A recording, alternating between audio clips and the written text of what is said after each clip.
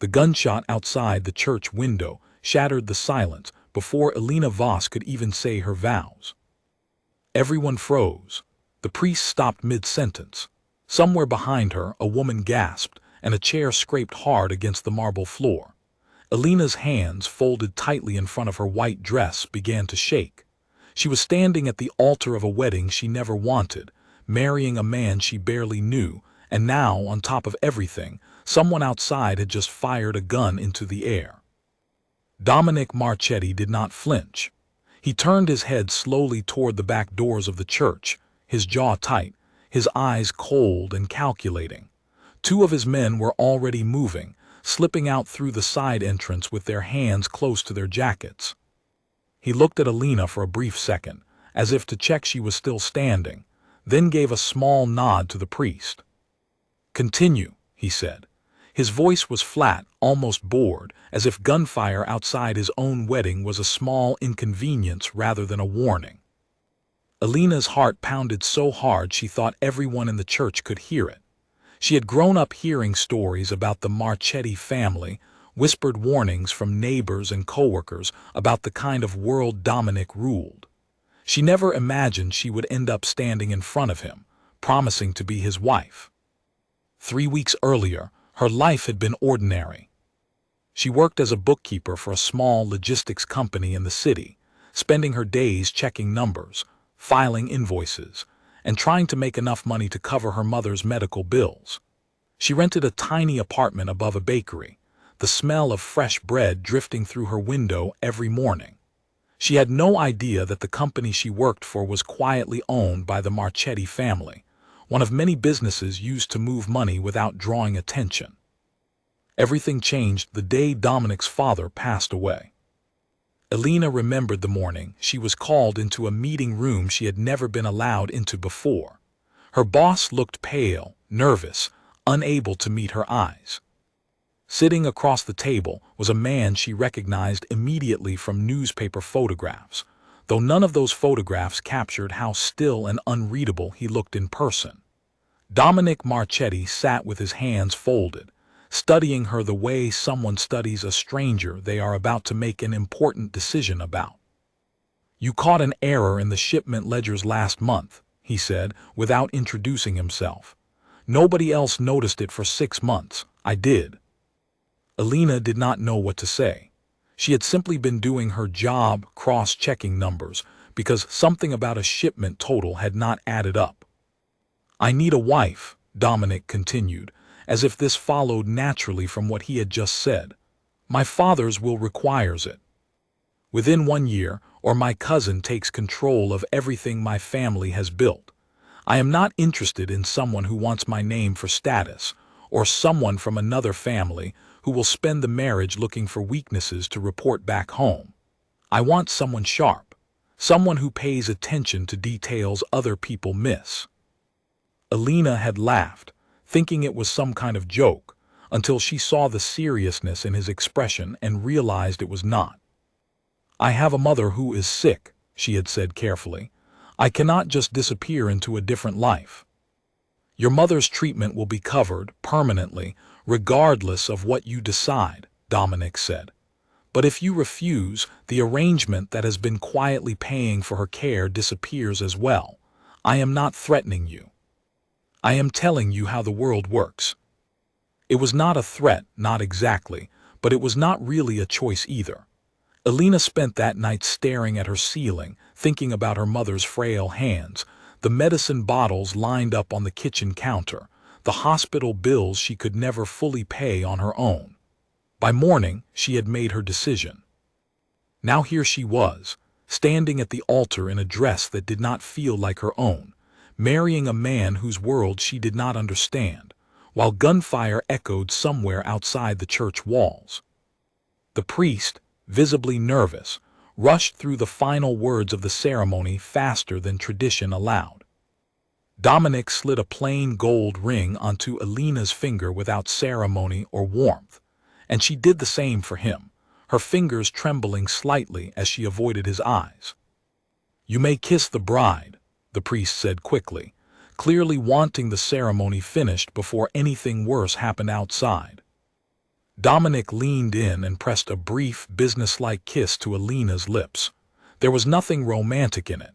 It was a formality, a box being checked, and Alina felt oddly relieved that he did not pretend otherwise.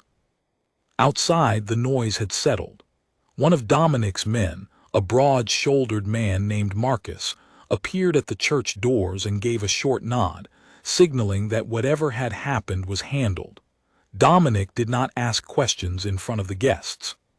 He simply took Alina's arm and led her down the aisle, past rows of unfamiliar faces, some polite, some openly suspicious, a few outright hostile. She caught the whispers as they passed. "That's her, the bookkeeper. He could have married into the Castellano family. Instead, he chooses a nobody. She won't last a month." Alina kept her chin up, refusing to let the words show on her face, though each one landed like a small stone against her chest. She had expected this. She had known, from the moment Dominic proposed his arrangement, that she would never be accepted by his world. She was not born into money or power. She had no family name that meant anything to these people. She was simply a woman who noticed numbers that did not add up, chosen for practicality rather than status. The car ride to the Marchetti estate was silent. Alina watched the city blur past the window, her wedding dress bunched awkwardly around her knees in the back seat of the black car. Dominic sat beside her, scrolling through something on his phone, his expression unreadable. He had not said a single word to her since the ceremony ended. "Was that gunshot meant for you?" she finally asked, unable to bear the silence any longer. Dominic glanced up from his phone. It was a message, someone wanting to remind me that not everyone agrees with how I've handled my father's passing. "Should I be worried?" "You should be aware," he said simply. "There is a difference. Worry accomplishes nothing. Awareness keeps you alive." Alina turned back to the window, unsettled by how calmly he spoke about danger, as though violence was simply part of daily conversation, no different than discussing the weather. The Marchetti estate came into view as the car turned up a long driveway lined with tall trees. The house itself was enormous, built from pale stone, with wide windows and a fountain at the center of the circular driveway.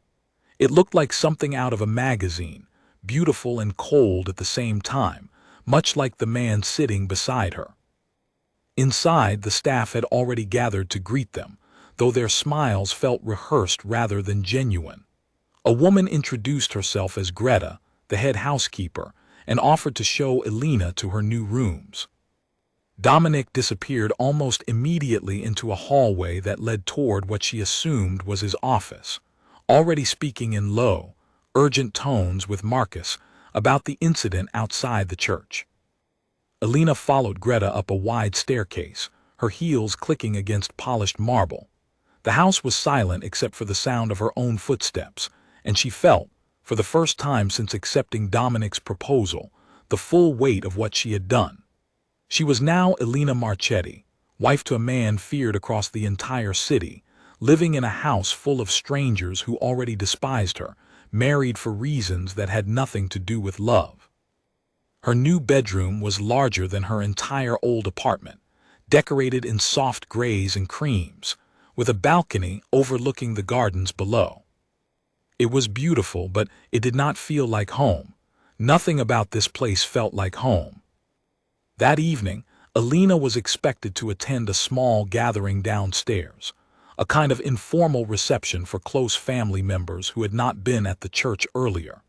She changed into a simple dark green dress that Greta had laid out for her, and made her way down to the main sitting room, her nerves tightening with every step. The room was filled with people who all seemed to know each other, speaking in low, familiar tones that stopped the moment Alina entered. A tall woman with sharp cheekbones and cold eyes approached her first. "So you're the one," the woman said, her tone dripping with false sweetness. "I'm Camille, Dominic's cousin. I have to say, you're not exactly what any of us expected." "I imagine not," Alina replied evenly, refusing to let her voice shake. "He could have chosen anyone," Camille continued, studying Alina like she was inspecting a piece of furniture she found unimpressive. A woman from the Castellano family, perhaps, or one of the Rossi daughters. Instead, he chose his bookkeeper. It's almost sweet in a strange way, like adopting a stray. A few people nearby laughed quietly. Alina felt her face grow warm with humiliation, but she kept her expression steady.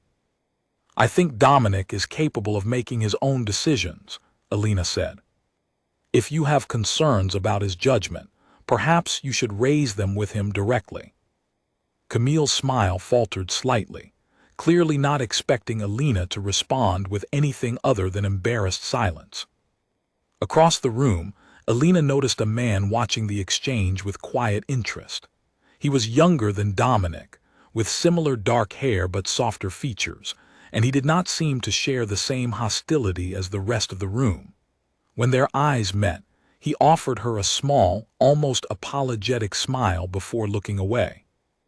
Dominic entered a few minutes later, his presence immediately shifting the energy of the room. Conversations quieted, postures straightened, and even Camille's confident expression dimmed slightly as he crossed toward Alina. "You survived your first evening with the family," he said quietly, standing close enough that only she could hear him. "Barely," Alina admitted. "They'll test you," Dominic said. "All of them. Some will do it openly like Camille. Others will do it quietly, watching for mistakes.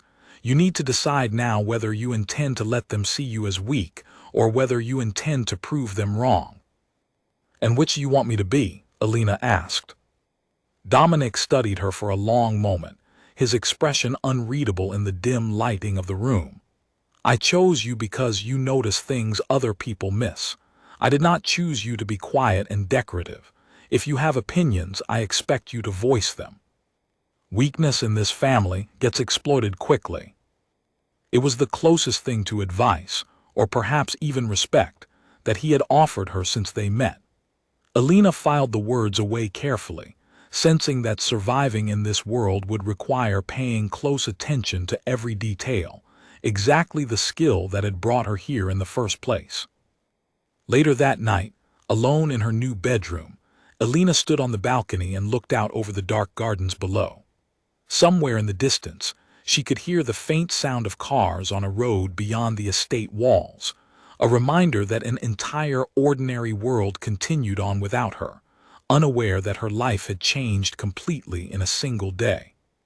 She thought about the gunshot outside the church, about Camille's cold smile, about Dominic's warning that weakness would be exploited.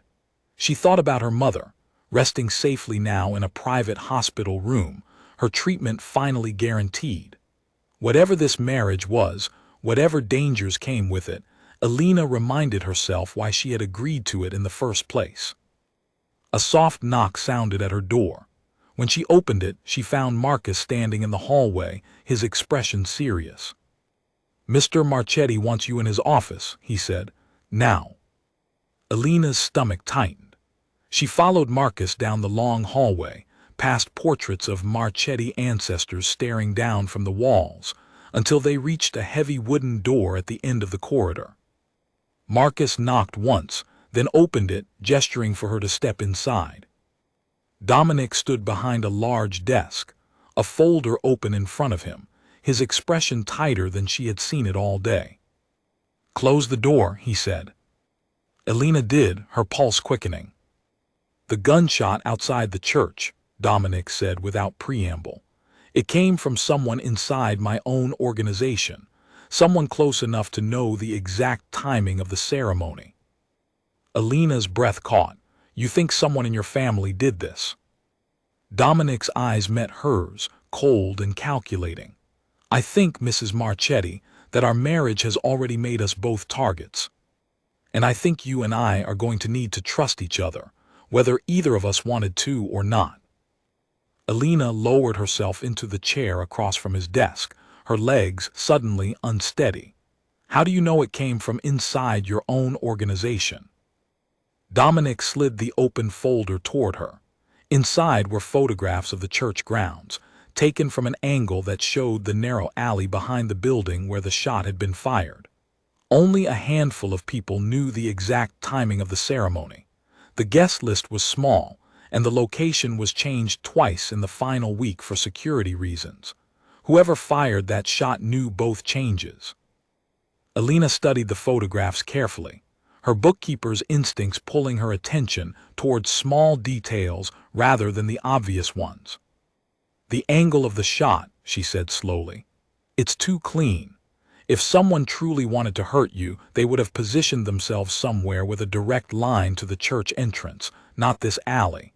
This looks deliberate but not lethal, like a warning shot fired by someone who wanted to be seen leaving, not someone trying to hit a target."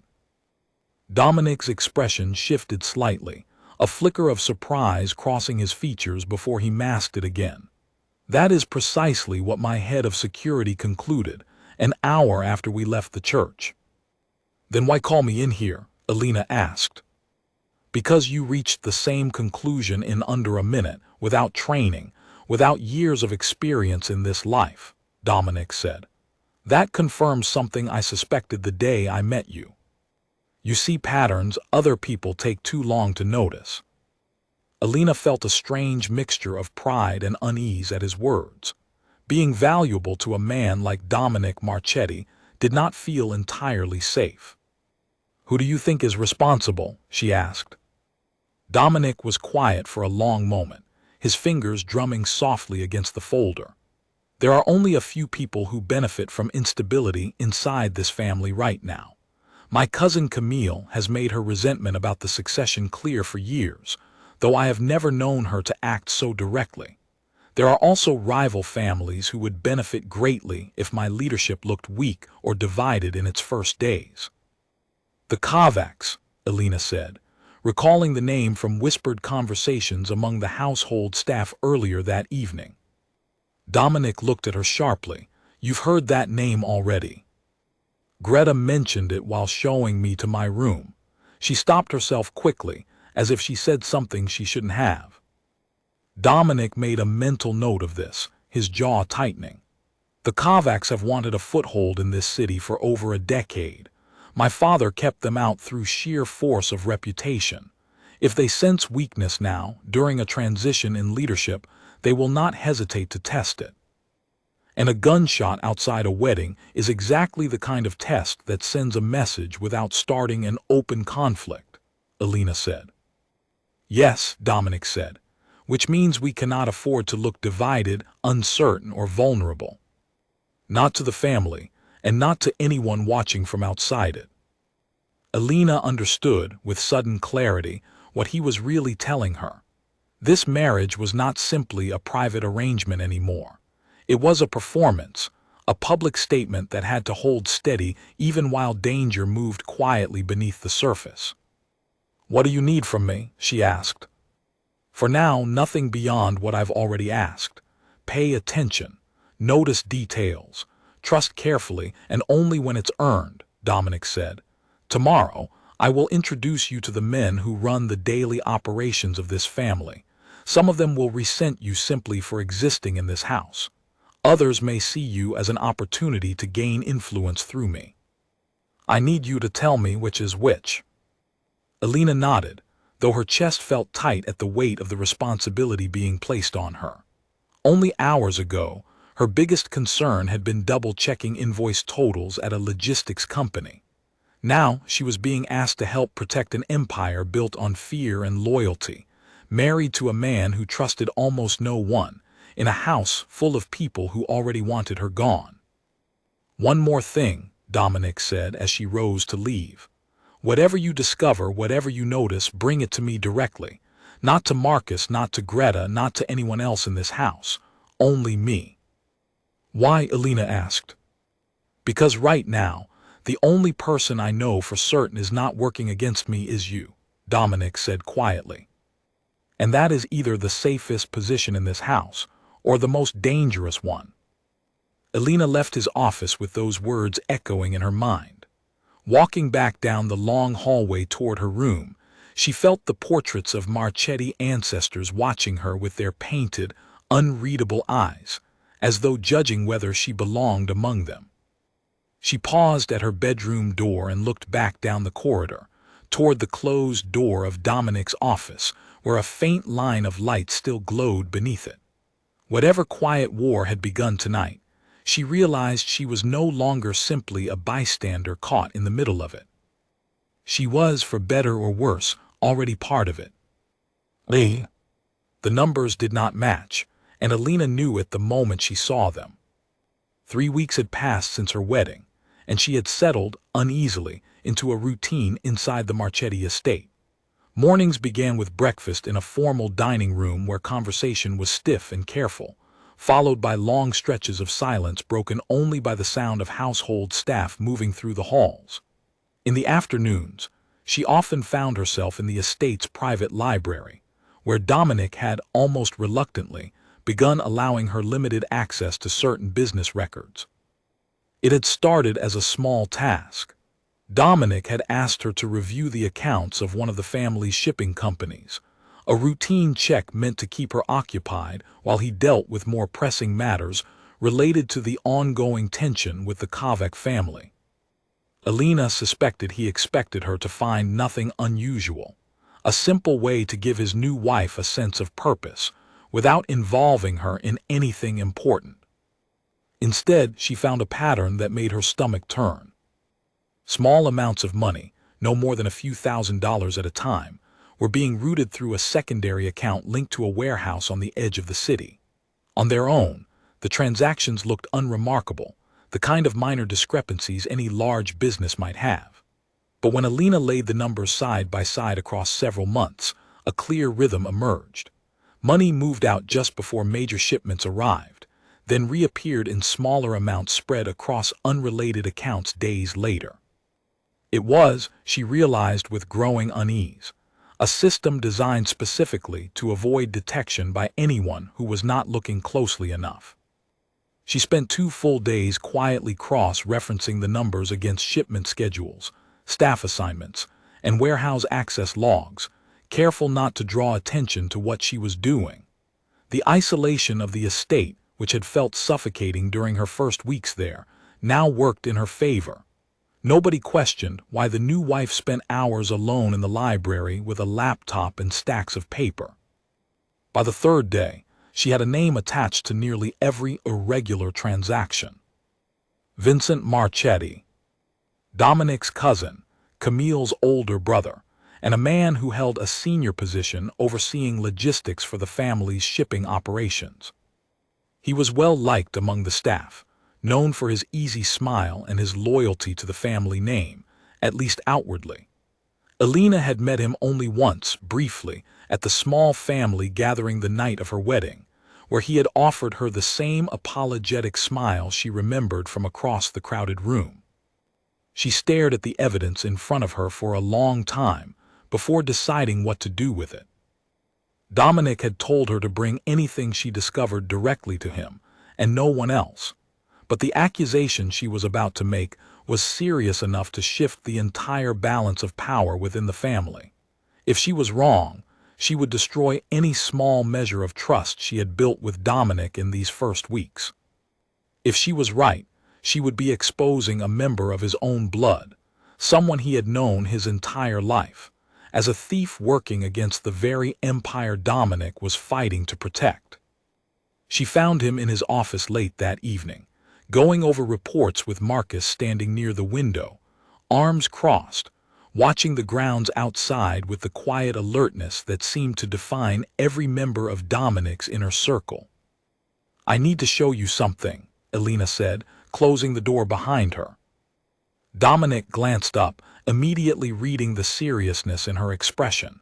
He waved Marcus toward the door. "Give us a moment."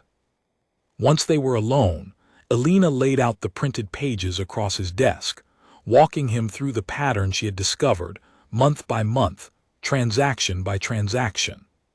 She kept her voice steady, professional, the same tone she had used years earlier when explaining discrepancies to nervous supervisors at her old job.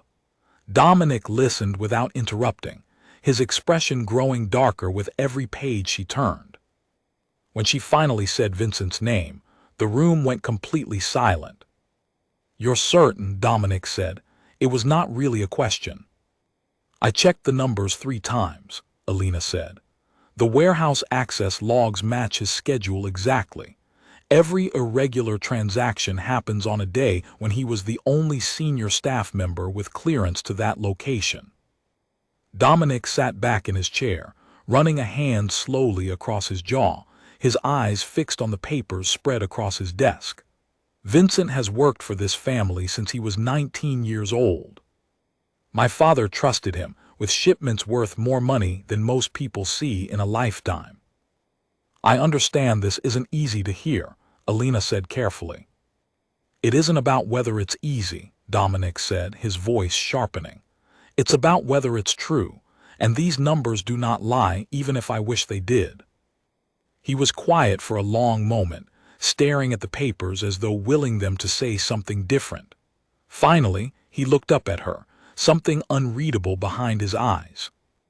How long have you known? 2 days, Alina said. I wanted to be certain before bringing it to you. You could have told Marcus, or Camille, or anyone else in this house who might have used this information against me, Dominic said. You told me to bring anything I found directly to you, Alina said. I did exactly that. Something shifted in Dominic's expression then, a kind of quiet respect that had not been there before. He nodded slowly, gathering the papers together with careful precision, as though handling something fragile. I need to verify this independently before I act on it, he said. If Vincent is stealing from this family, there will be consequences, but I will not move against him based solely on numbers, no matter how convincing they are.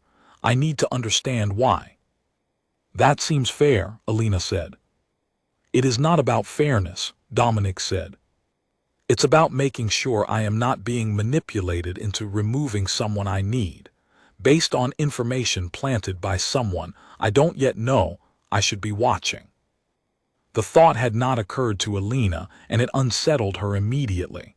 You think someone could have set this up, made it look like Vincent to protect the real thief? In this family, everything is possible, Dominic said grimly. That is a lesson you will need to learn quickly if you intend to survive here. Over the following days, Alina watched as Dominic quietly began verifying her findings, pulling additional records, speaking with warehouse staff in careful, casual conversations that revealed far more than direct interrogation ever could. Alina, meanwhile, found herself drawn deeper into the daily rhythms of the estate, no longer simply an outsider being tolerated, but someone whose presence had begun to matter. Camille noticed the shift immediately. You've been spending an awful lot of time in his office lately, Camille remarked one afternoon, finding Alina in the garden where she had gone to clear her head after another long day of cross-referencing records. For someone who was chosen because she supposedly understands numbers, you seem to be understanding a great deal more than that. I don't know what you mean, Alina said carefully. I mean, Camille said, stepping closer, her voice dropping to something colder, that my brother has worked hard for this family for a very long time. If you've discovered something that puts his position at risk, I would think very carefully before pushing it further. Alina's pulse quickened, but she kept her expression steady, refusing to give Camille the satisfaction of seeing her rattled. I only report what I find to be true. If your brother has done nothing wrong, he has nothing to worry about. Camille's eyes narrowed, something calculating flickering behind them before she forced a thin smile and walked away without another word. Alina stood alone in the garden for a long moment afterward, her heart still racing. Camille's warning had not been subtle, and it confirmed something Alina had already begun to suspect. Camille knew about the investigation, which meant either Vincent had told her himself, or someone else inside the estate was passing information between family members faster than Alina had realized was possible. Before returning inside, Alina lingered near the garden's stone wall, watching the sun begin to lower behind the tall hedges that bordered the property. She thought about Vincent's easy smile, the way he had greeted her warmly on her wedding night while everyone else in the room studied her like an intruder. If he truly was stealing from the family, it did not fit the picture she had formed of him in that brief encounter.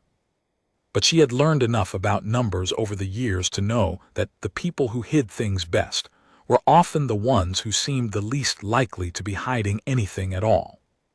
She decided, against her better judgment, to seek him out directly before speaking to Dominic again.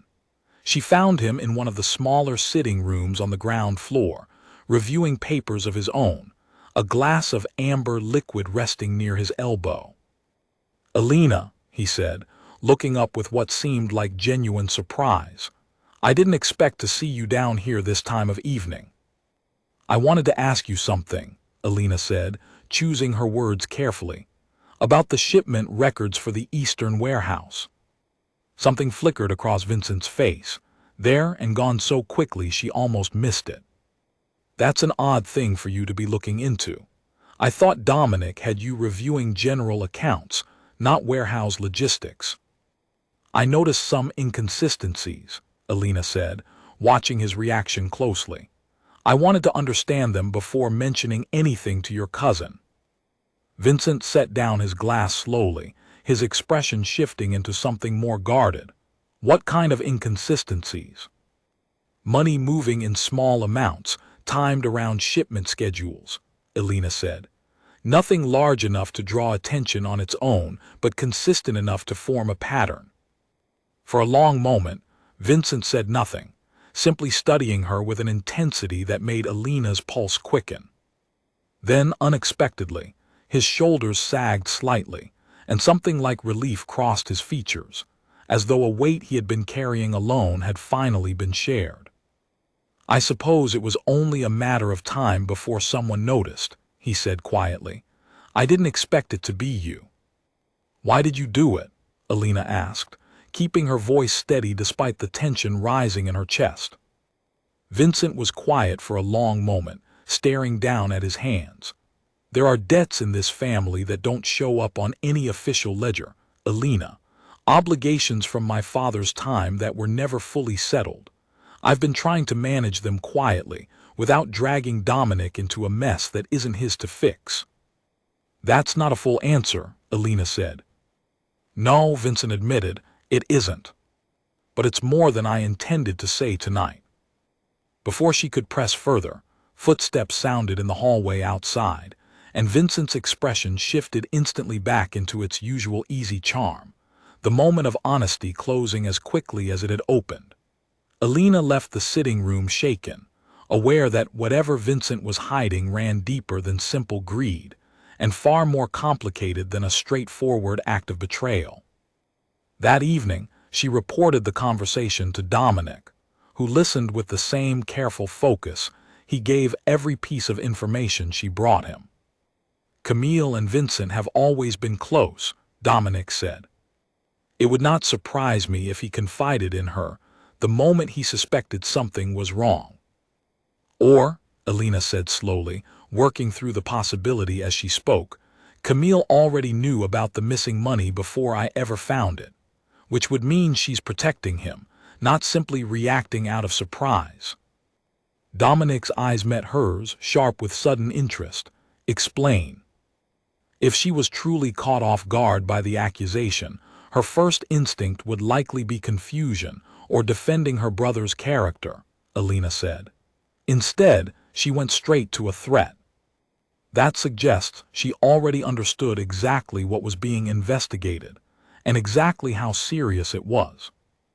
Alina also told him about her conversation with Vincent, watching Dominic's expression harden as she repeated Vincent's words about old debts and obligations that did not appear on any official ledger. "Debts from my father's time," Dominic repeated slowly, as though testing the weight of the phrase. "My father settled every debt he ever owed before he died. He was many things, but he was not careless about matters like that." "Unless Vincent is telling only part of the truth," Alina said. "Or unless the debt belongs to someone else entirely, and he's simply the one covering for it." "Camille," Dominic said quietly, the name landing between them like a stone dropped into still water. It would explain her reaction in the garden, Alina said, protecting her brother because he's protecting her. Dominic rubbed a hand across his face, the exhaustion of the past weeks visible in every line of his expression. If Camille has debts serious enough that Vincent felt he needed to steal from shipment accounts to cover them, then we are looking at something far more dangerous than simple family disloyalty. People who owe money to the wrong parties in this city do not simply owe money. They owe favors, information, access. The kind of debts that get called in at the worst possible moment. Like during a transition in leadership, Alina said, when a family looks most vulnerable to outside interference. Dominic's eyes met hers, sharp with the same dawning realization. The Kovacs. The pieces began settling into place with uncomfortable clarity. If Camille owed a debt connected to the Kovac family, whether directly or through some intermediary, then Vincent's quiet theft might not simply be an act of loyalty toward his sister. It could be the first thread of a much larger vulnerability running straight through the heart of the Marchetti family, one that outside enemies could pull at will. Dominic studied her for a long moment, something like admiration settling into his expression. You think like someone who has spent years in this world, not weeks. I think like someone who spent years catching people trying to hide small mistakes in a company ledger, Alina said. The scale is different here. The instincts are the same. That night, alone on her balcony, Alina thought back over everything that had happened since her wedding.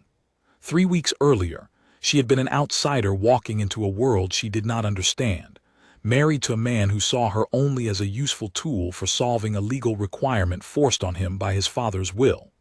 Now, she found herself becoming something else entirely, a quiet, careful presence uncovering secrets that could shift the balance of an entire criminal empire.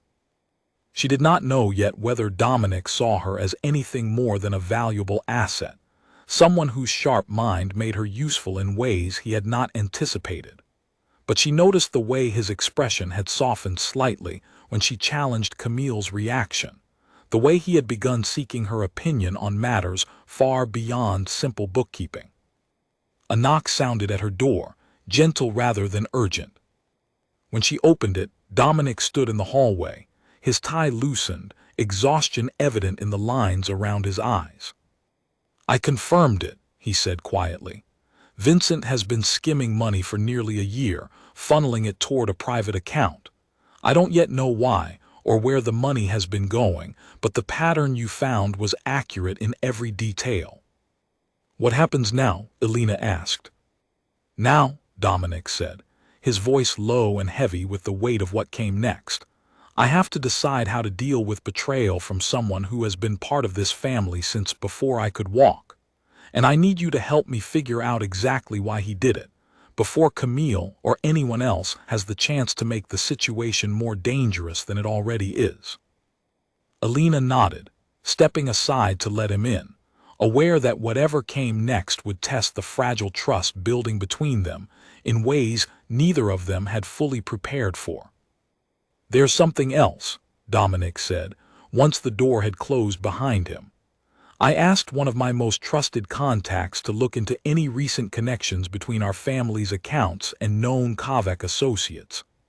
He found a name tied to a private lender, used frequently by people looking to hide debts from family scrutiny. Camille's name appeared on file 3 months ago. Alina felt a chill settle over her. So she does owe someone. And if that someone has ties to the Kovacs, then everything happening right now, the gunshot outside the church, the missing money, all of it might be connected. It's a possibility I can no longer ignore, Dominic said, which means Vincent's theft is not simply a matter of internal discipline. It may be the first visible thread of something far larger, something designed to weaken this family from the inside before the Kovacs ever need to move against us directly.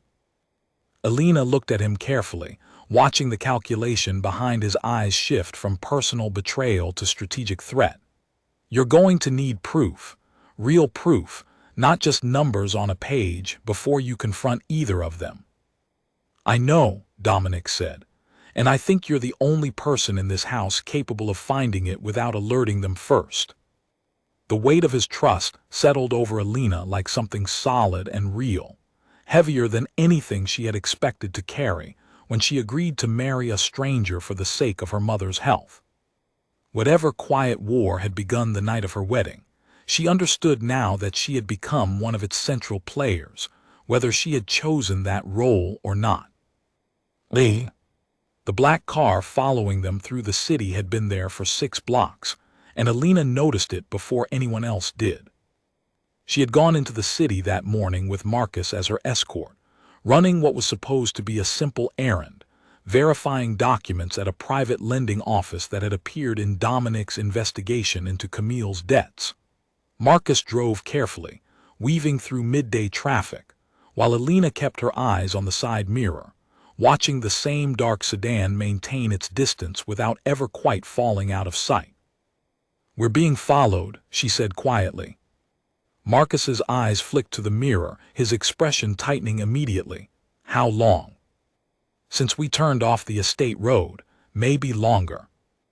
Marcus adjusted his grip on the wheel, taking a sudden turn down a side street that had no obvious reason to be part of their route.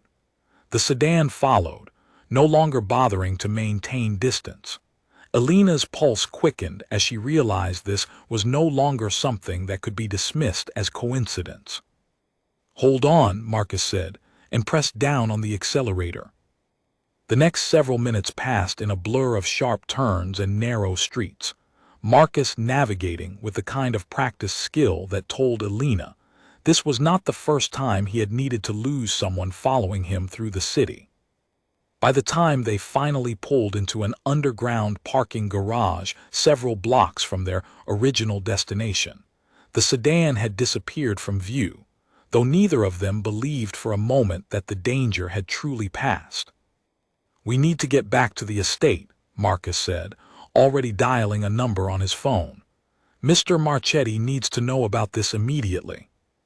Before the garage, as the sedan closed the distance behind them, Alina had felt a strange calm settle over her despite the danger, her mind working through the situation the way it always did when faced with a problem that needed solving rather than simply feared. She counted the seconds between turns, noted the make of the sedan, watched for any moment the driver might attempt something more aggressive than simply following. "They're not trying to force us off the road," she said to Marcus as he took another sharp turn. "If they wanted to hurt us directly, they would have already tried." "That doesn't mean they won't," Marcus said, his knuckles white against the steering wheel. "No," Alina agreed, "but it tells us something about their intentions right now. This feels like surveillance, not an attack." Marcus glanced at her briefly, surprise flickering across his face at how steady her voice remained even as the car swerved around a slow-moving delivery truck. "You're taking this remarkably well for someone who was a bookkeeper 3 weeks ago." "I'm terrified," Alina admitted. "I'm just choosing to think through it instead of letting the fear take over completely." By the time they lost the sedan in the parking garage, Alina's hands were shaking despite the calm she had projected throughout the pursuit, the adrenaline finally catching up with her now that the immediate danger had passed. Marcus waited a full 10 minutes before pulling back out onto the street, taking a completely different route back toward the estate, doubling back twice to ensure they were not being followed again. Dominic met them at the estate gates himself, his expression darker than Alina had seen it since the night of their wedding. He listened to Marcus's account of the pursuit with barely contained anger, his jaw tightening with every detail. "Describe the car," Dominic said to Alina, once Marcus had finished. "Dark sedan, tinted windows, no visible plates that I could make out," Alina said. "Whoever was driving knew exactly how to stay close without being obvious about it, at least until we noticed." "That sounds like Kavek methods," Dominic said grimly. "They test before they strike. A gunshot outside a church, a car following my wife through the city. small moves designed to see how we react, how vulnerable we appear. Or it wasn't a test, Alina said slowly, a new thought forming as she spoke. What if it was meant to intimidate me specifically, to send a message that I'm not safe outside these walls, regardless of what name I carry now? Dominic's eyes darkened further at the suggestion. If anyone believes threatening you will weaken my position, they are about to learn how wrong that assumption is. That evening, security around the estate tightened noticeably. Additional men appeared at the gates, patrolling the grounds with quiet efficiency, while Dominic spent hours locked in his office with Marcus and two other senior members of his organization, discussing the growing list of threats surrounding the family. Alina spent nearly an hour standing beside her bedroom window that evening, watching the newly stationed guards move methodically across the grounds below, their flashlights cutting careful arcs through the darkness. She thought about her mother, resting comfortably in her hospital bed, unaware that her daughter's marriage had pulled her unknowingly into a conflict between two powerful families. She thought about the promise Dominic had made when he first proposed this arrangement, that her mother's safety would be guaranteed regardless of what happened between them.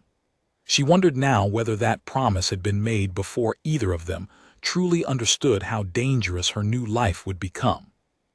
A soft knock interrupted her thoughts. Greta stood in the doorway, holding a small tray with tea Alina had not requested. "Mr. Marchetti asked me to bring this," Greta said. "He thought you might need something to help you sleep tonight." Alina accepted the tray with a small, tired smile. "Thank you, Greta. Can I ask you something?" "Of course.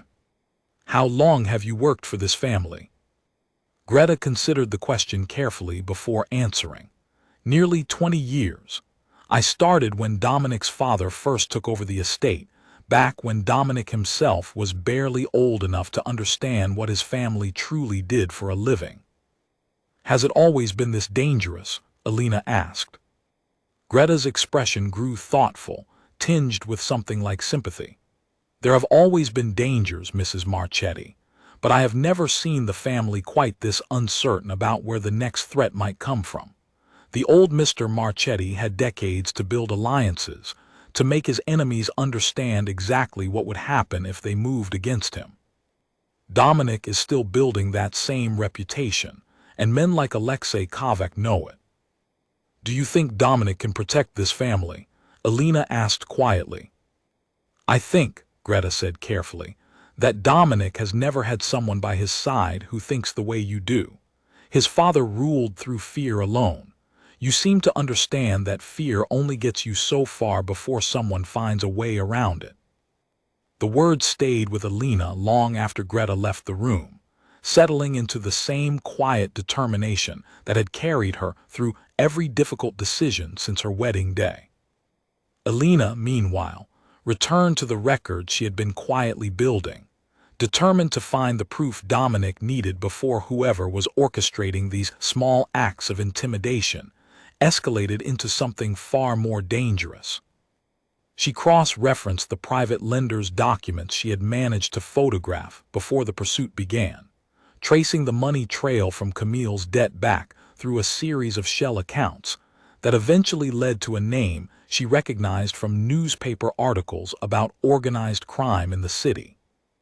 Alexei Kovac, the head of the Kovac family himself, personally connected to the debt that had entangled Camille, and by extension, drawn Vincent into stealing from his own family to keep her secret protected.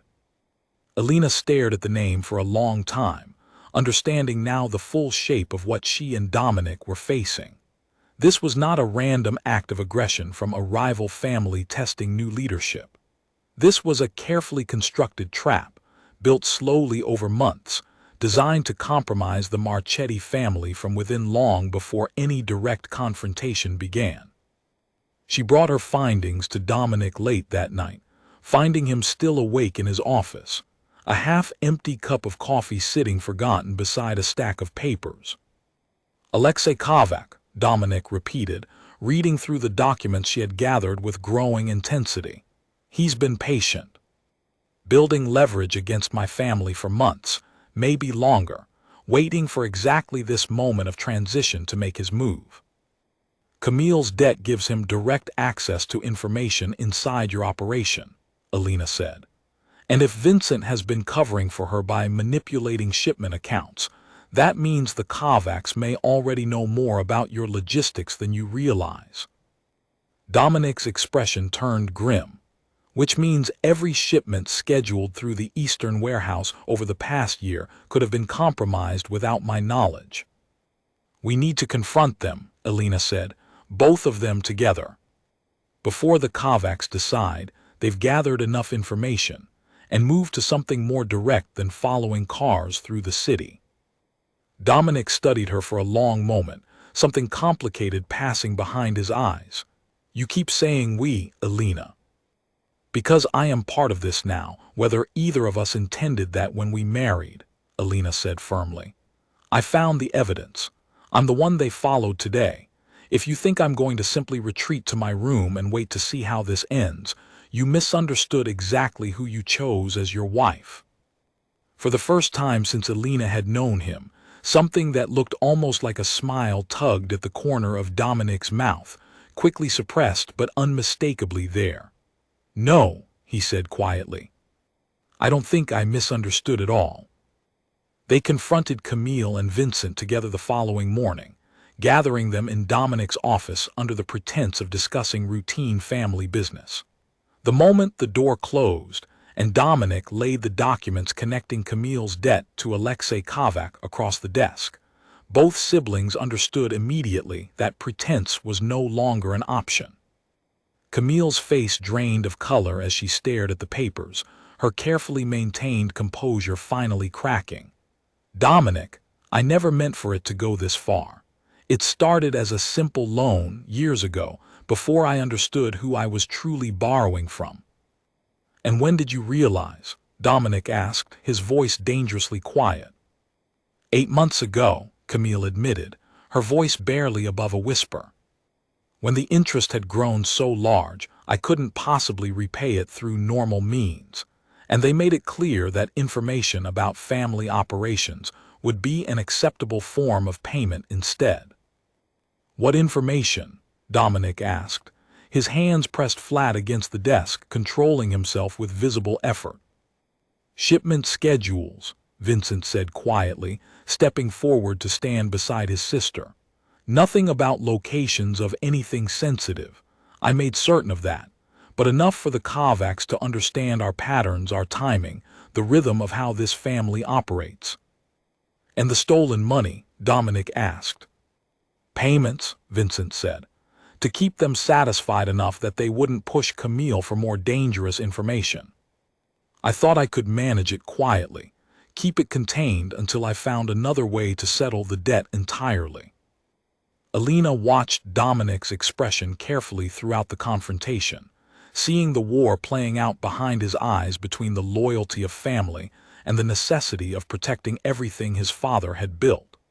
It was clear that whatever punishment awaited Camille and Vincent, this was not a decision Dominic intended to make lightly, or without understanding the full weight of what came next. You endangered this entire family, Dominic said finally, his voice cold with barely restrained fury. You endangered my wife, who was followed through this city yesterday because of the situation you created. Camille's eyes widened with genuine shock. I didn't know that would happen. I swear, Dominic, I never intended for anyone to be hurt. Intentions do not matter when the consequences are already in motion, Dominic said.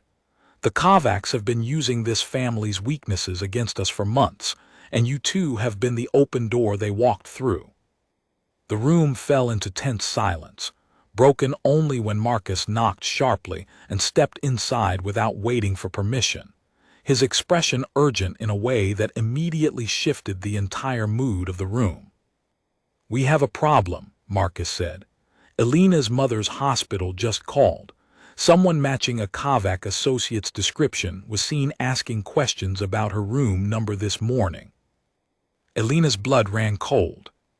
Every calculation, Every careful strategy discussed moments earlier disappeared instantly, replaced by pure, overwhelming fear for the one person whose safety had motivated her decision to marry Dominic in the first place. "They know," she said, her voice shaking despite her effort to remain steady. "They know exactly how to hurt me." Dominic was already moving, barking orders at Marcus to send additional security to the hospital immediately, his own expression transforming into something harder and more dangerous than Alina had seen from him before. "Nobody touches her mother," Dominic said, his voice carrying a promise that silenced the room completely. "Nobody." But even as security scrambled to protect Alina's mother, a new and more chilling realization settled over the room. If the Kovacs already knew enough to target Alina's family directly, it meant their reach extended far beyond simple observation. It meant they were prepared to escalate this conflict into something neither side could easily walk away from, and the quiet war that had begun the night of Alina's wedding was about to become something far more dangerous than anyone in that room had anticipated. Dominic drove to the hospital himself, refusing to wait for a full security detail to assemble first, with Alina insisting on coming along despite his objections. The car ride felt endless, every red light stretching into an eternity of fear, as Alina imagined every possible outcome waiting for them when they arrived. When they reached the hospital, extra security already stood posted outside her mother's private room, arranged quickly through contacts Dominic maintained across the city. Alina pushed past them the moment the door opened, finding her mother sitting up in bed, confused but unharmed, a nurse checking her vitals as though nothing unusual had happened at all. "Alina, what's wrong?" her mother asked, alarmed by the panic clearly written across her daughter's face. "Why are there so many men outside my door?" "Nothing's wrong, Mom," Alina said, forcing calm into her voice as she crossed the room to take her mother's hand. "Just being careful. Dominic wanted to make sure you have extra people looking after you." Her mother studied her carefully, the kind of knowing look only a parent could give, one that suggested she understood more than Alina was telling her. "This has something to do with the family you married into, doesn't it?" Alina hesitated, unwilling to burden her mother with the full truth of what was happening, but equally unwilling to lie outright to the woman who had raised her. "There are some people causing problems for Dominic's business. It's being handled. I promise you're safe." "And you?" her mother asked, her grip tightening around Alina's hand. "Are you safe?" Alina glanced toward the doorway, where Dominic stood speaking quietly with the head of hospital security, his posture radiating the same controlled intensity she had come to recognize whenever he was managing a crisis. "I think so," she said honestly.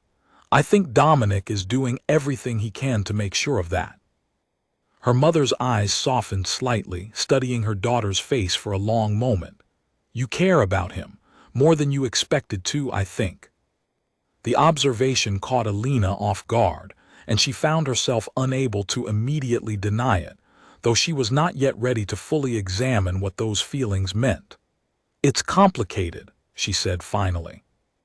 "Most important things are," her mother replied gently. Outside the room, Dominic finished his conversation with hospital security and turned to find Alina watching him through the open doorway. Something passed between them in that moment, quiet and unspoken, a recognition of how much had changed since the cold, businesslike arrangement they had begun with weeks earlier. "The associate who asked about her room has been identified," Dominic said, once Alina stepped out to join him in the hallway. "Hospital security caught him on camera before he left the building. We have a clear image now, enough to trace him back to the Kovac organization directly." "What does that mean?" Alina asked. "It means we finally have something concrete connecting Alexei Kovac to direct action against this family, rather than simply circumstantial evidence tied to Camille's debt," Dominic said. "It's not enough to move against him publicly, not yet, but it confirms everything we suspected, and it gives me leverage I did not have this morning." "And Camille, Vincent?" Alina asked, her thoughts returning to the confrontation that had been interrupted by Marcus's urgent news. "That conversation is not finished," Dominic said grimly. "But it will have to wait until I know your mother is fully secure. Nothing else matters more right now." The simple honesty in his words settled something uneasy in Alina's chest, a small but undeniable shift in how she understood the man she had married. Whatever else Dominic Marchetti was, whatever violence and calculation defined the world he ruled, in this moment, standing outside her mother's hospital room, he sounded like a man genuinely determined to protect the people who mattered to him. They arranged for additional security to remain at the hospital around the clock, and Dominic personally reviewed every member of the new detail before allowing them near her mother's room. It was well past midnight by the time they finally returned to the estate, both of them exhausted from the day's events, yet unable to fully rest knowing the danger surrounding them had only grown more serious. Standing together in the quiet hallway outside their separate bedrooms, Alina found herself studying Dominic's face in the dim light, searching for the cold, unreadable stranger she had married weeks earlier. She no longer found him there.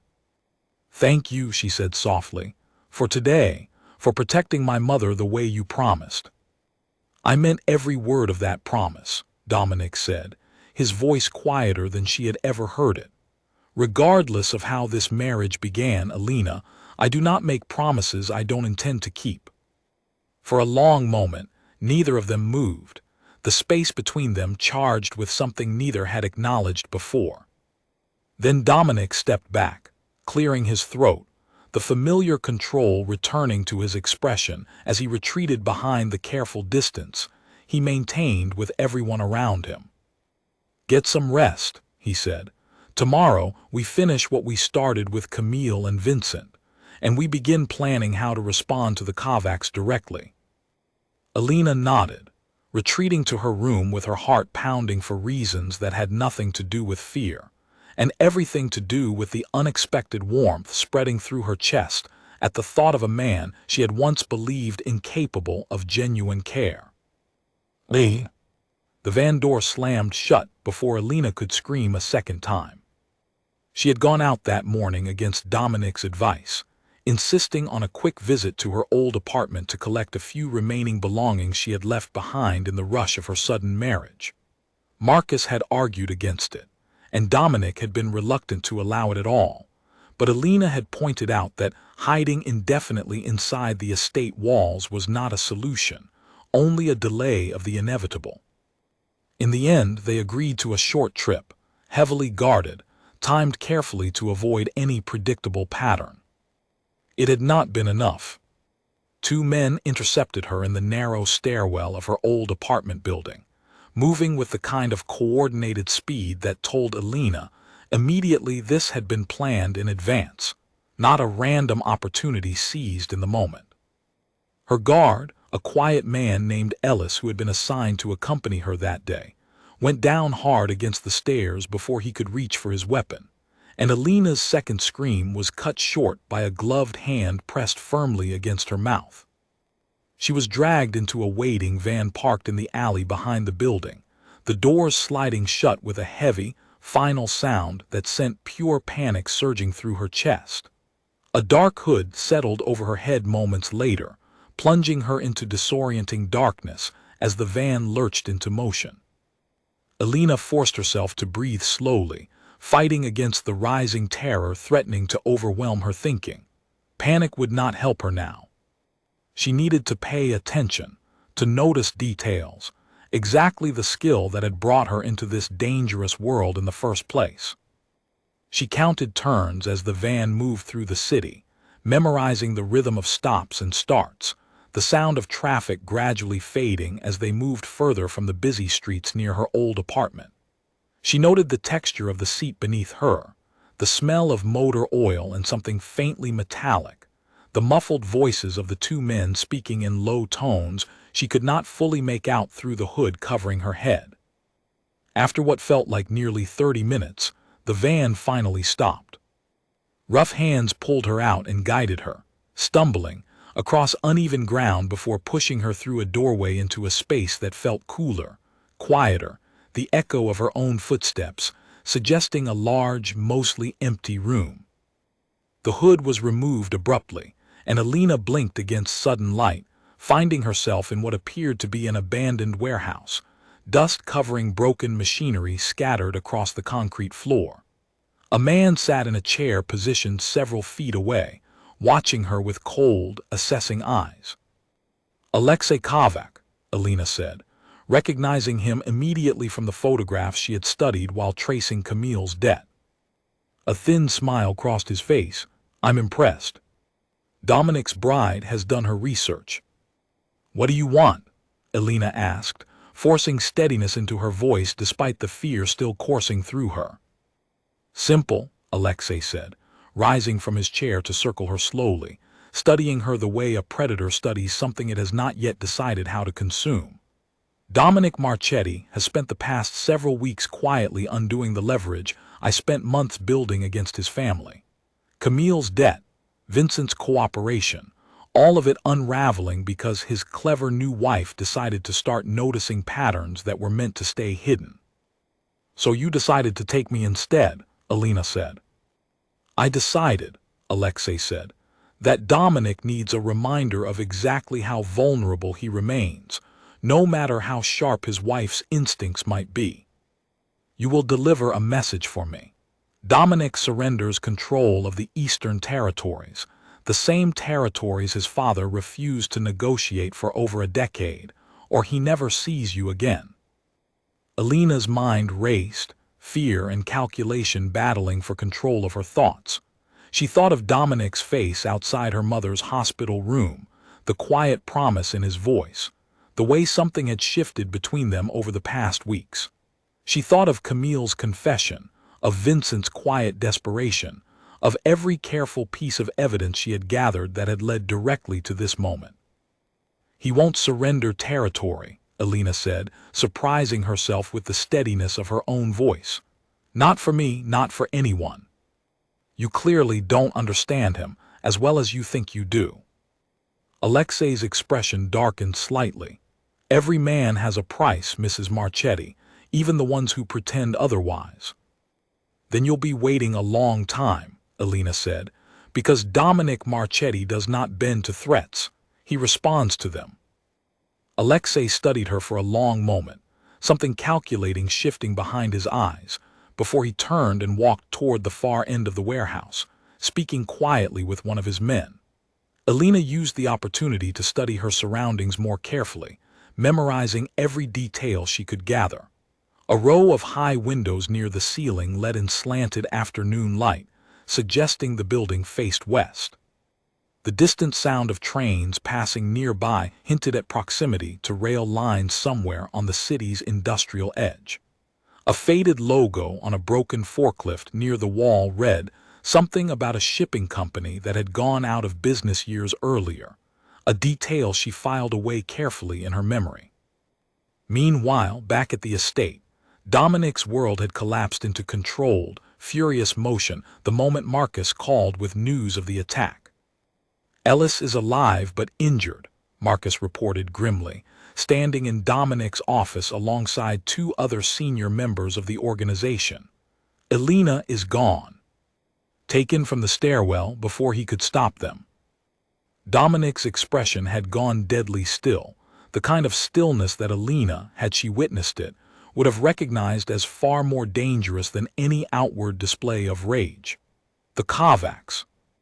"Has to be," Marcus said, "given everything happening over the past weeks. Get every contact we have watching every warehouse, every property connected to Kovac operations anywhere near the city's industrial districts," Dominic said, his voice cold and precise despite the storm clearly raging beneath the surface. "I want eyes on every possible location within the hour." As his men scrambled to follow his orders, Dominic stood alone for a moment at his office window, staring out over the estate grounds where, just weeks earlier, Alina had stood on her balcony, uncertain and afraid, forced into a marriage she had never wanted. He thought of every moment since then, her sharp mind uncovering Vincent's betrayal, her steady courage confronting Camille in the garden, the quiet strength in her voice outside her mother's hospital room.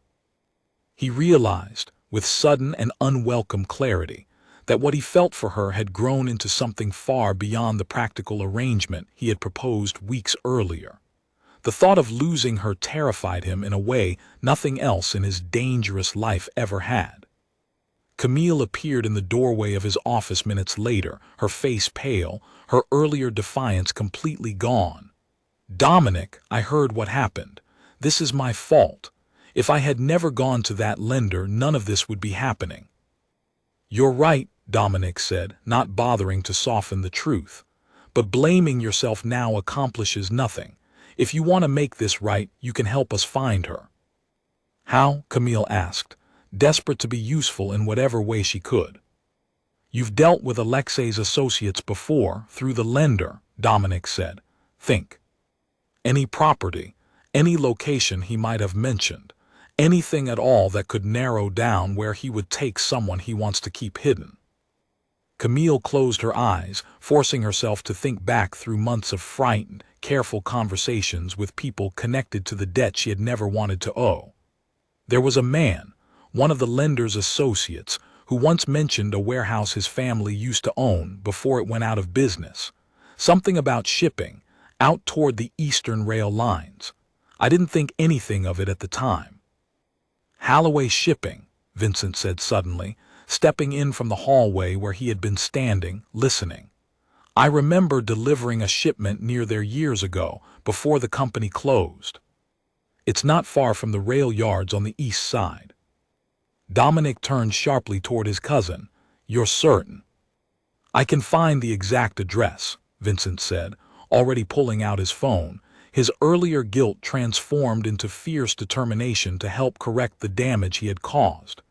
"Give me 5 minutes." The information Vincent provided arrived at nearly the same moment as the message Alina had managed to send from Alexei's phone, the two pieces of intelligence converging to give Dominic's team the confirmation they needed. Whatever fractures existed within the family after weeks of betrayal and suspicion, in this moment, everyone moved with singular, urgent purpose toward the same goal. Back at the warehouse, Alexei returned to where Alina stood, his expression hardened with impatience. "Dominic isn't answering calls demanding proof of life, which tells me he's already searching for you rather than negotiating. That's inconvenient." "I told you he wouldn't simply hand over territory," Alina said. "No," Alexei agreed, "but he will eventually need to choose between his empire and his wife. Every man breaks eventually, given the right pressure." Alina's mind worked quickly, searching for any advantage she could use. She noticed a phone resting on a nearby table, one of Alexei's men occasionally checking it for messages. If she could reach it, even briefly, she might be able to send some indication of her location before anyone noticed. She waited, watching for an opportunity, her heart pounding as she calculated the risk. When Alexei stepped away again to take a call on his own phone, and the guard nearest her turned briefly toward the warehouse entrance at the sound of a distant noise, Alina moved quickly, sliding the unattended phone off the table and pressing it against her palm, concealed within the folds of her sleeve. She managed only seconds before the guard turned back, but it was enough. Using the small amount of information she had gathered, the direction of the afternoon light, the sound of nearby trains, the old shipping company's logo on the broken forklift, she sent a brief message to the only number saved as a favorite contact on the unfamiliar phone, hoping desperately it belonged to someone connected enough to reach Dominic quickly. "West-facing windows, near rail lines, abandoned warehouse, old shipping company logo, broken machinery, please help." She managed to slip the phone back onto the table moments before the guard's attention returned fully to the room, her heart pounding so hard she feared everyone in the warehouse could hear it. Nearly an hour later, as afternoon light began shifting toward evening, The message reached one of Alexei's own associates, a man who, unbeknownst to Alexei, had been secretly providing information to Dominic's organization for months in exchange for protection from an unrelated debt. Recognizing the danger in what he had received, and understanding exactly what it meant, he forwarded the message immediately to a contact within Dominic's network. Dominic received the information less than 10 minutes later, his men already narrowing their search based on the details Alina had managed to gather. The mention of rail lines and a defunct shipping company's logo allowed his team to cross-reference property records with unusual speed, narrowing dozens of possible locations down to a handful of abandoned warehouses along the city's eastern industrial corridor. There, Marcus said, pointing to a location on the map spread across Dominic's desk. Former Halloway shipping warehouse, closed for nearly 6 years. It fits every detail. Dominic was already moving toward the door, gathering his men with sharp, efficient commands. Move now, quietly. I want this handled before Alexei realizes we've found him. The convoy of vehicles arrived at the warehouse just as evening shadows began stretching long across the industrial district, Dominic's men positioning themselves silently around the perimeter, while Dominic himself led the approach toward the main entrance. Every instinct honed by years in this dangerous world focused entirely on getting Alina out safely. Inside, Alina had spent the past hour carefully working at the rope binding her wrists, loosened slightly by her earlier movement toward the phone. Using the same patient, methodical focus she applied to solving discrepancies in financial records. She had almost freed herself completely when the first sounds of commotion erupted near the warehouse entrance, shouts, and the unmistakable sound of a struggle breaking out. Alexei's men scrambled to respond, momentarily distracted from watching her closely. Alina seized the opportunity, finishing the work on her bindings and moving quickly toward a stack of crates near the wall, putting distance between herself and the chaos unfolding near the entrance. Dominic moved through the warehouse with lethal precision, his men securing the perimeter while he pushed forward, his focus entirely on finding Alina among the scattered chaos of broken machinery and dim lighting.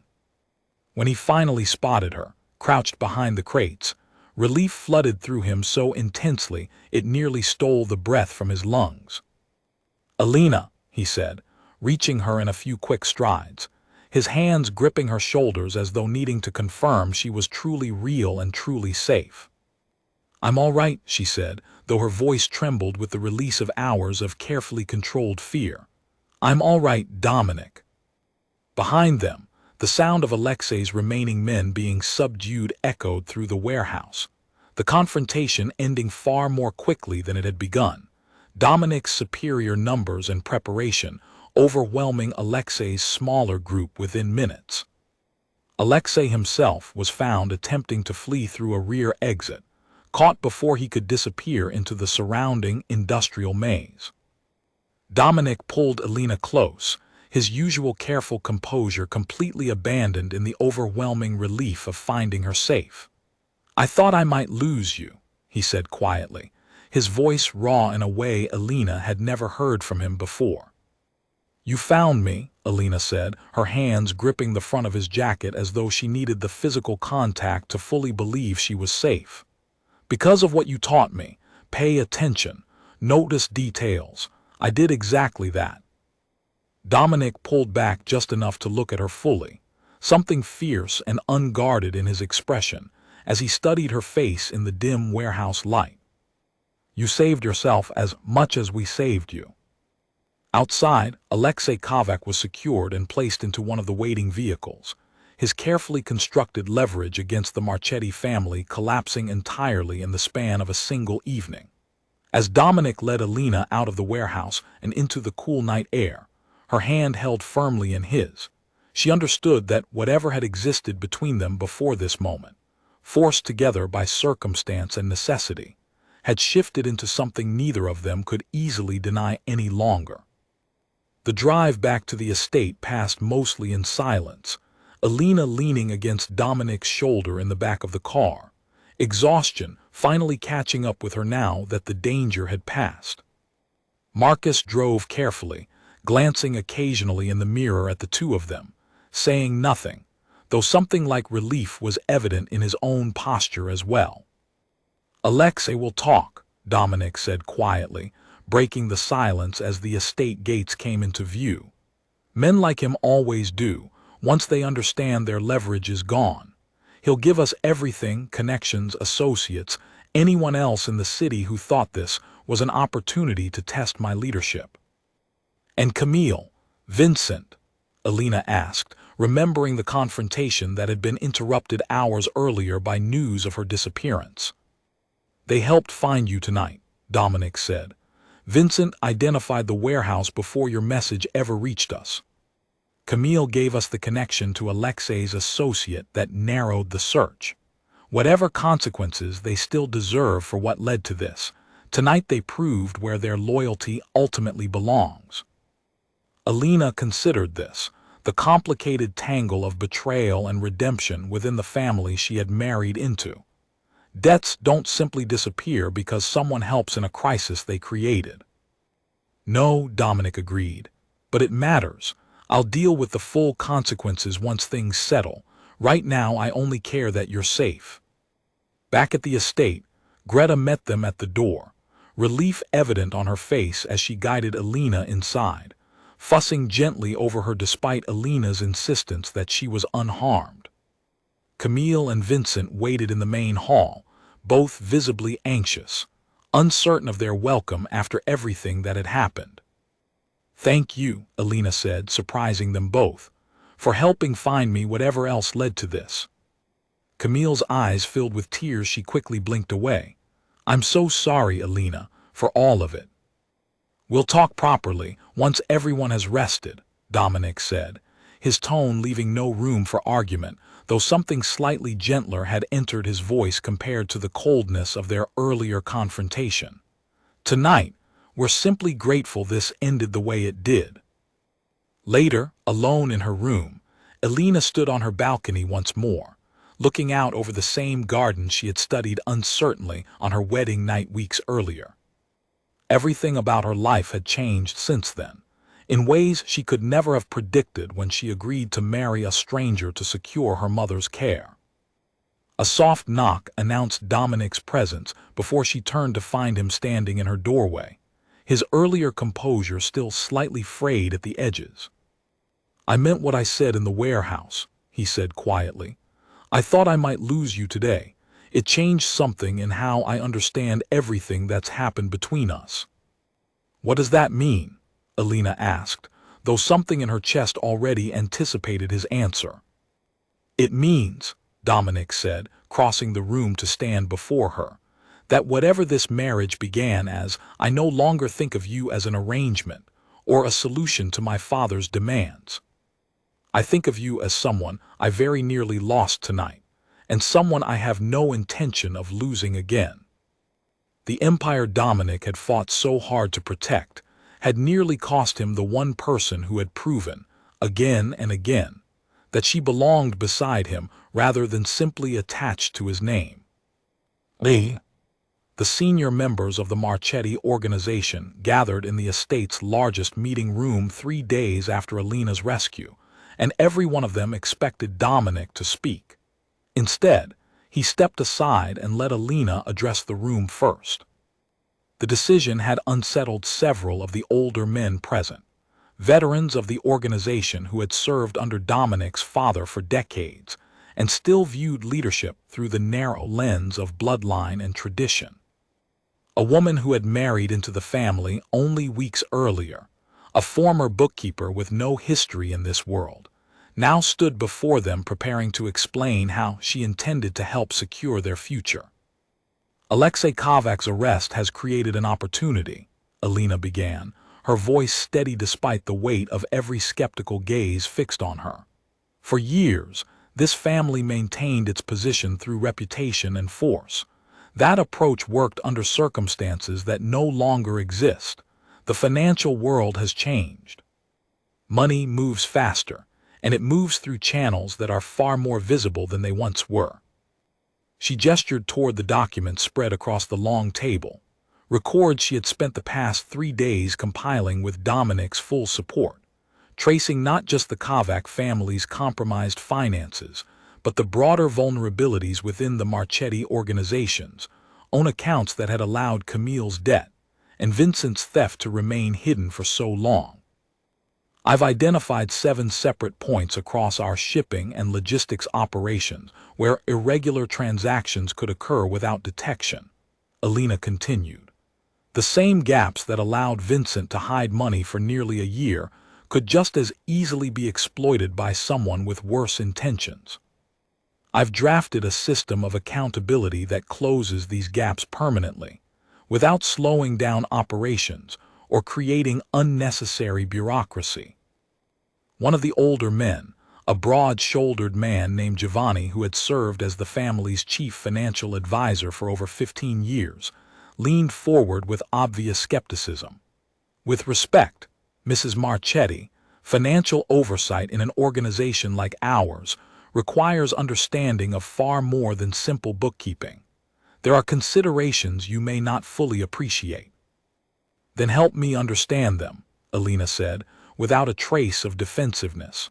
I'm not proposing to replace anyone's expertise, Giovanni. I'm proposing that the system currently in place nearly cost this family everything, and I have a background specifically suited to identifying exactly where and how that happened. If you see flaws in what I've proposed, I want to hear them, but dismissing the proposal without examining it helps no one. Giovanni studied her for a long moment, clearly surprised by her directness, before glancing toward Dominic, who remained silent, watching the exchange with quiet interest rather than intervening on Alina's behalf. "Show me the 7 points," Giovanni said finally. For the next hour, Alina walked the assembled leadership through her findings in careful detail, answering questions, addressing concerns, adjusting portions of her proposal based on practical realities that only decades of experience within the organization could reveal. By the end of the meeting, even Giovanni's skepticism had transformed into something closer to reluctant respect, his questions shifting from challenges to genuine collaboration. Dominic watched the entire exchange with quiet pride, recognizing that Alina was accomplishing something he could never have managed alone. His authority within the family came from bloodline and the fear his reputation commanded. Alina's authority, still being built from nothing weeks earlier, was growing from something entirely different. Demonstrated competence that even skeptical, battle-hardened men could not easily dismiss.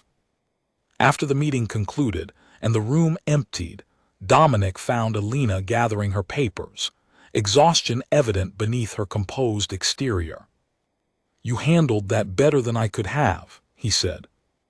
"I was terrified the entire time," Alina admitted, allowing herself a small, tired smile now that the pressure of the meeting had passed. "Giovanni looked like he wanted to throw me out of the room within the first 2 minutes." "Giovanni looks like that during every meeting," Dominic said. "It's how you know he's actually listening." Alina laughed softly, the sound genuine and unguarded in a way that made something warm settle in Dominic's chest. "I meant what I said in there. This family needs a system that doesn't depend entirely on personal loyalty to function safely. Loyalty can be tested, manipulated, broken under the right pressure. Camille and Vincent proved that, even without intending real harm." "I know," Dominic said, "which is why I want you to lead the implementation, not simply propose the changes but oversee them directly." Alina looked up at him, surprised. "You want me managing financial oversight for the entire organization?" "I want the person who saved this family from a threat none of us saw coming to have real authority in shaping how we prevent the next one," Dominic said. "You've more than earned it." That evening, after the leadership meeting concluded, Alina found herself unable to fully relax despite the exhaustion pulling at her. She wandered down to the estate's kitchen, seeking something simple to occupy her restless hands, and found Vincent there ahead of her, nursing a cup of coffee at the small table near the window. "Couldn't sleep either?" he asked, gesturing for her to join him. Alina sat across from him, studying his tired but calmer expression, a far cry from the guarded man she had confronted weeks earlier. "I keep thinking about everything that's happened. How close this family came to falling apart because of debts and secrets nobody wanted to discuss openly." Vincent nodded slowly, turning his cup in his hands. "I think about that every day now. I told myself I was protecting Camille, protecting the family, but really I was just as afraid of admitting failure as she was. Neither of us wanted to be the one who brought trouble to Dominic's doorstep, so instead we buried it deeper until it nearly destroyed everything." "You helped save me," Alina said. "That matters more than the mistakes that came before it." "Does it?" Vincent asked, genuine uncertainty in his voice. "Dominic hasn't said what consequences we still face. I understand if trust takes a long time to rebuild." "I think," Alina said carefully, "that trust isn't something you rebuild through punishment alone. It's rebuilt through consistency, through choosing honesty even when it's difficult, the way you did the night you told me the truth about the debt, even before you had to." Vincent seemed to consider this for a long moment before offering her a small, grateful smile. "You have a way of making complicated things sound simple, Alina. I understand now why Dominic values your judgment so much." Their conversation shifted to lighter topics after that, Vincent sharing small stories about growing up within the Marchetti family, about a young Dominic who had once been far less serious before the weight of leadership settled onto his shoulders. Alina found herself laughing genuinely for the first time in weeks, grateful for the small, human moment amid months of danger and calculation. The following morning, Dominic formally addressed the question of consequences for Camille and Vincent, calling them separately into his office, rather than subjecting them to a public reckoning in front of the full organization. Alina was present for both conversations, at Dominic's request, her presence a quiet acknowledgement of how integral she had become to decisions that shaped the family's future. To Vincent, Dominic assigned expanded oversight responsibilities rather than diminished ones, a decision that surprised everyone in the room. "You understand better than anyone how these vulnerabilities can be exploited," Dominic said. "That knowledge is valuable, provided it's used honestly going forward. You'll work directly under Alina's new financial framework, with full transparency, no exceptions." Vincent accepted the arrangement with visible relief, understanding it as both consequence and genuine opportunity to prove himself again. Camille's situation required more delicate handling, given the outside debt that had entangled her with the Kovac organization in the first place. Dominic arranged for the remaining debt to be settled entirely through the family's resources, removing any lingering leverage that might tempt future exploitation, while making clear that Camille would need to earn back the trust she had damaged through consistent, demonstrated loyalty over time. "I'm not asking you to disappear from this family," Dominic told her. "I'm asking you to become someone this family can rely on again, the way you once were before fear made you make choices you knew were dangerous." Camille, tears in her eyes, nodded firmly. "I won't make that mistake again, Dominic, I promise you that." Over the following weeks, Alina threw herself into the work with the same careful, methodical focus that had first caught Dominic's attention months earlier.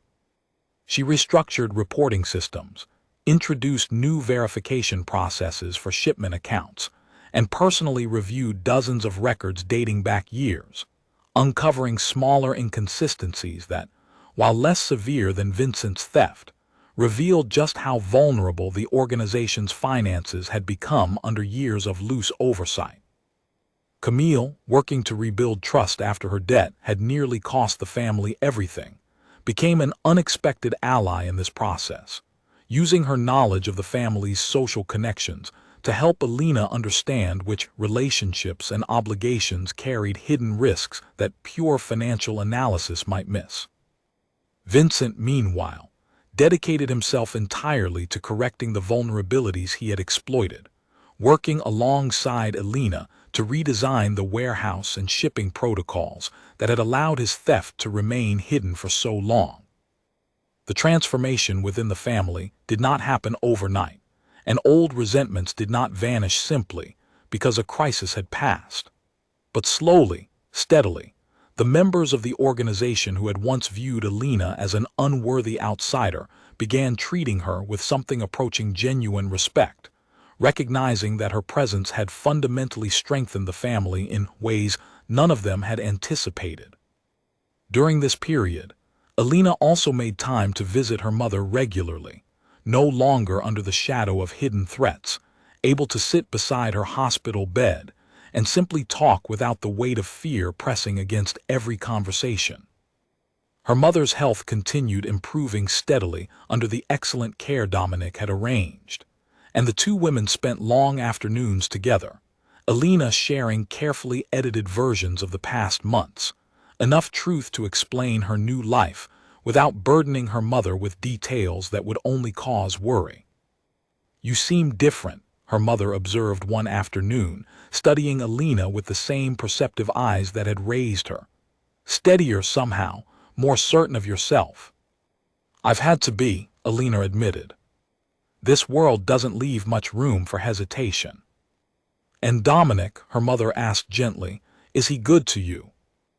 Alina thought of every moment since her wedding, the cold beginning, the growing trust, the fear in his voice when he found her in that warehouse, the vulnerable honesty of his confession weeks later. "He is," she said, and meant it completely, "in ways I never expected when I agreed to marry him." Her mother squeezed her hand, satisfied by the answer, and the conversation drifted toward simpler things, the way conversations between mother and daughter naturally did, a small, precious normalcy amid everything that had changed in Alina's life. Word spread beyond the Marchetti organization as well. Other families across the city, hearing how quickly and decisively Dominic had dismantled Alexei Kovac's leverage and secured his own operations against similar threats, began treating the Marchetti name with renewed caution and respect. The uncertainty that had followed Dominic's father's death, the assumption among rivals that a young leader with a hastily arranged marriage represented an easy target, evaporated entirely. Several smaller organizations that had once considered testing the boundaries of Marchetti territory quietly withdrew their interest, unwilling to risk the same fate that had befallen Alexei Kovac's once formidable operation. Where Dominic's father had ruled purely through intimidation, the combination of Dominic's strength and Alina's careful, strategic mind created a reputation that felt far more difficult to challenge, precisely because it could not be undone through simple aggression alone. 2 months after the confrontation at the warehouse, Dominic called Alina into his office one evening, a rare softness in his expression as she entered. "I received confirmation today," he said. "The remaining Kovac operations in the city have folded entirely. Alexei's arrest, combined with the exposure of his methods, destroyed what little structure his organization had left. There's no one positioned to threaten us from that direction any longer." "That's good news," Alina said, though something in his tone suggested there was more he wanted to say. "It is," Dominic agreed, "but it's not why I called you in here." He rounded his desk, standing closer to her than strictly necessary, something vulnerable flickering behind his usually guarded expression. "I've spent the past 2 months watching you rebuild trust within a family that treated you as an outsider from the very first day. I've watched you face down threats that would have terrified most people into retreat, and instead, you met every one of them head-on." "You already knew I could handle pressure," Alina said. "You chose me specifically because of that." "I chose you because you were useful," Dominic admitted. "Practical, a solution to a problem my father's will created, but somewhere between the church and the warehouse, That stopped being the reason I wanted you here." Elena's breath caught, the weight of his words settling over her slowly. "Dominic." "I love you," he said simply, the words carrying none of the careful calculation that usually defined everything he said. "Not because you saved this family, though you did. Not because you're brilliant with numbers, though you are. I love you because somewhere in the past 2 months, you became the person I trust most in this world. The one voice I know will always tell me the truth, even when it's difficult to hear." Elena felt tears gathering in her eyes, unexpected and overwhelming. "I never expected to fall in love with the man I married for practical reasons," she admitted. "But somewhere between the numbers and the danger and the way you fought to protect my mother, I did. I love you too, Dominic." He pulled her close then, the formal distance that had defined their earliest days together completely gone, replaced by something real and unguarded. Outside his office window, the estate grounds stretched peacefully into the evening light, the same gardens where Elena had once stood alone and afraid, uncertain of her place in a world that had never wanted her. That world had changed now, reshaped by her own quiet determination and the partnership she had built with a man who had once seen her as nothing more than a practical solution. 3 weeks later, the family gathered again, this time not for a crisis meeting, but for a celebration marking the official transfer of full leadership authority to Dominic, the final formal step required by his fathers, well, now that a year of marriage was approaching completion. Giovanni raised a toast in Elena's honor, praising the financial system she had implemented that had already prevented 2 smaller attempts at internal fraud before they could take hold. Camille, standing beside her brother, offered Elena a genuine, warm smile, a far cry from the cold assessment she had delivered on Elena's wedding night. Dominic stood before the assembled family, Elena beside him, and raised his own glass. "A year ago I made a decision many of you questioned," he said, his voice carrying easily across the room. "I chose a wife not for status, not for alliance, but because I recognized something valuable that others overlooked. I was right, in ways I could never have predicted. Elena did not simply survive in this family. She saved it, from threats we didn't even know existed when we stood at that altar together."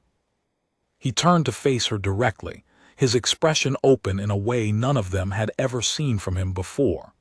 "The woman nobody wanted became the reason this empire still stands, and she is, without question, the greatest decision I have ever made." Elena felt the weight of every eye in the room, no longer skeptical or dismissive, but genuinely respectful, watching a woman who had entered their world as an unwanted outsider and become, through quiet strength and unwavering determination, someone essential to everything they had built. As the celebration continued around them, Dominic took her hand, his fingers lacing through hers with the same quiet certainty that had carried them both through every danger of the past year. "No regrets?" he asked softly just for her. Elena looked around the room, at Camille's genuine smile, at Vincent's quiet nod of respect, at Giovanni raising his glass once more in her direction, and finally back to Dominic, whose eyes held nothing but love and admiration. "None," she said, "not one." Later that night, once the celebration had quieted and most of the family had retired for the evening, Elena and Dominic stood together on the same balcony where she had once stood alone, terrified and uncertain, on the night of her wedding. The gardens below were bathed in soft moonlight, peaceful now in a way they had not felt since her arrival. "Do you remember what you told me that first night?" Elena asked, leaning against the railing beside him. "About weakness being exploited quickly in this family." "I remember," Dominic said. "I also remember underestimating exactly how far from weak you actually were." "I was terrified," Elena admitted. "Every single day for months, I just never let anyone see it." "That's not the absence of fear, Elena," Dominic said, turning to face her fully. "That's courage. The two have never been opposites. You simply refused to let fear decide what you would do next. Alina smiled, resting her head against his shoulder as they looked out over the estate that had once felt like a prison and now, finally, felt like home. Whatever comes next, whatever new threats this family faces, I don't think I'm afraid of facing them anymore. Not with you beside me. You won't have to, Dominic said quietly, pressing a gentle kiss to the top of her head. Not ever again. Outside, the city continued its restless rhythm, unaware of how close one family had come to collapse, and how a woman nobody wanted had become the very foundation that held it together.